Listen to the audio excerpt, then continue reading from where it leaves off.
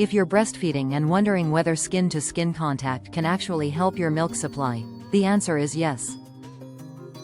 That simple practice of holding your baby against your bare chest can support breastfeeding in several important ways. On Pump with Thilly, let's break down why skin-to-skin contact matters so much, especially during those early days. Skin-to-skin means placing your baby, wearing only a diaper, directly against your bare chest and covering both of you comfortably.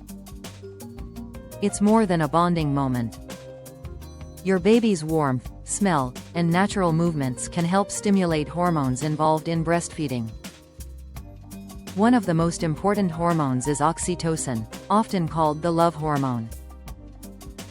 Oxytocin helps trigger the milk ejection reflex, also known as the letdown reflex. When your baby is close against your skin, this hormonal response may make it easier for milk to flow. Skin-to-skin can also encourage your baby to show feeding cues and practice breastfeeding behaviors. Babies may become more alert, move toward the breast, open their mouths, and begin rooting. Responding to these early cues can lead to more frequent and effective milk removal, which is a key part of establishing and maintaining milk production.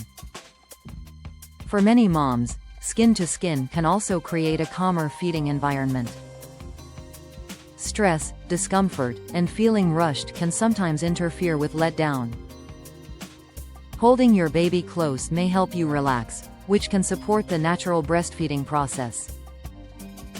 And skin-to-skin isn't only useful immediately after birth.